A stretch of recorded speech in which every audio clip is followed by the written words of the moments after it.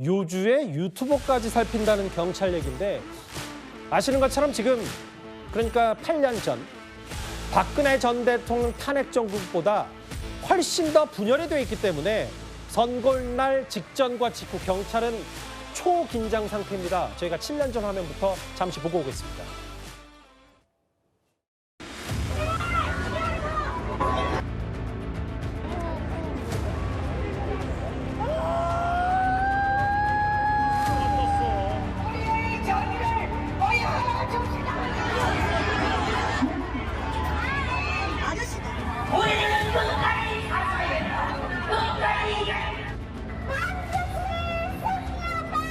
우리가 남은 전쟁에서는 반드시 이깁니다. 맹들을 다 쓸어버립니다. 정확히는 8년 전입니다. 2017년. 제가 아까 경찰도 완료를 했다. 진공 상태, 싹 다 비우는 구간을 더 확대해서 100m가 아니라 반경 150m로 확대를 했다. 근데 그 윤기찬 부위원장님, 아까 경찰 발표 보면 뭐 150m 뭐 경찰 가표 비상령 말고도 특정 유튜버들도 관리하고 감시하겠다는 얘기를 했는데 이게 저희가 받았을 때는 어떤 의미로 받아들이면 되는 거예요? 저것은 뭐 표현의 자유를 사전에 검열하겠다 이런 취지는 아닌 것 같고요. 아마 그간의 그 유튜버의 유튜브 컨텐츠를 보고 혹시나 지난번 서부지법 사태 때도 일부 유튜버에 대한 상당히 수위가 높은 말 때문에 이것이 선동에 이른 것이 아닌가라는 이제 여러 가지 또 비판적 시각도 있었단 말이죠. 근데 지금 현재 선고 당일은 또 다른 측면에서 더욱더 폭발력이 있는 상황이기 때문에 일부 유튜버가 예를 들어서 생방송 중이란 말이죠. 그러면 이게 뭐 여러 가지 또 금전적 문제와 결부돼 있기 때문에 의도하든 의도하지 않든 상당히 선동적 발언이 이어질 수 있죠. 그러면 그것이 점화 역할을 할 수 있어서 그런 부분은 경찰이 스크린을 잘 한다고 보고 저런 문제 때문에 아까 이재명 대표께 또는 민주당 여러분들께 말씀을 드린 거예요. 이게 자제하자라는 메시지를 내달라.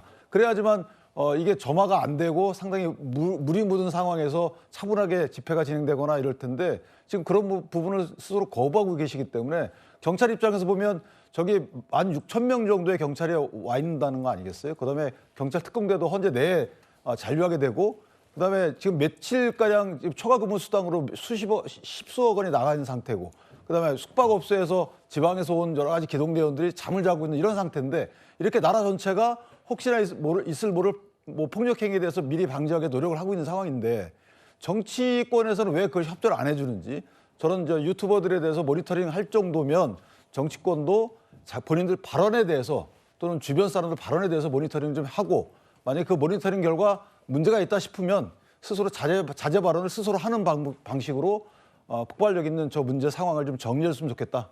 이런 바람입니다. 그러니까 뭐 특정해서 유튜버라기 한다보다는 1인 시위, 1인 방송, 지금 헌재 앞에서 꽤 긴 시간 농성, 집회, 그 반대, 탄핵 찬성이든 반대든 이러한 이들에 대한 감시, 모니터링까지 철저히 하겠다는 게 경찰 생각이고 또 하나 있어요. 지금 가포 비상령, 헌재 인근 학교 휴교령, 그리고 아예 이제 인근 대기업들도 많은데 이날은 회사 나오지 말고 재택근무해라 이렇게 전환까지 했습니다. 근데 최상원 평론가님 여기 보면 특히 안국역이요. 네. 헌재로 가는 그 3호선 안국역에 무정차 폐쇄하겠다는데 잠깐만요. 관련해서 화면을 잠깐 볼게요. 안국역 지금 바로 실시간 CCTV는 아니고요.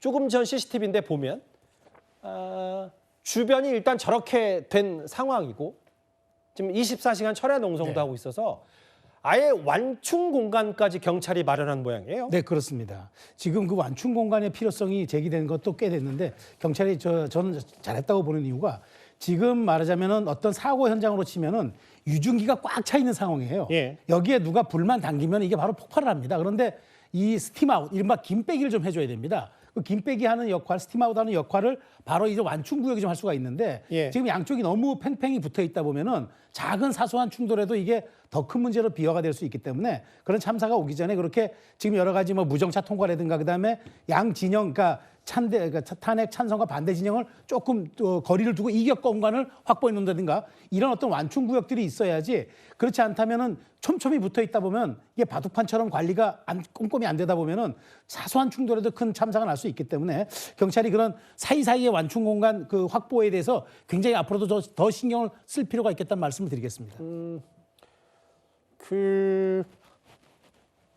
그 정치인들도 저렇게 지금 보면 완충 공간 지금 상당히 격화된 탄핵 찬성과 반대 지지자들 시민들이기 때문에 물리적으로 저렇게 공간을 완충 공간도 설정해 놓고 완국역 CCTV 잠깐 봤을 때도 24시간 집회까지 하면서도 격양된 반응들을 쏟아내고 있는데 이걸 정치권이 풀지 못하면 도대체 어느 집단이 푸냐라고 해서 한덕수 총리가 얘기했던 뭐 공동체, 공존 얘기를 했는데 지금 뭐 여야 할 것 없이 먼저 여의도를 박차고 나가서 각각의 지지층만 바라보는 건 오히려 정치권인 것 같고요. 근데 지금 이런 게 있잖아요. 이제 보수층도 마찬가지여서 장현주 변호사님. 저희가 지난번에 일부 보수단체, 강경 보수단체 문건을 저희 채널화가 입수했을 때도 헌재 말고도 만약에 대통령이 파면됐을 때 국회를 포위하겠다. 이 문건 때문에도 상당히 시끄러웠었습니다.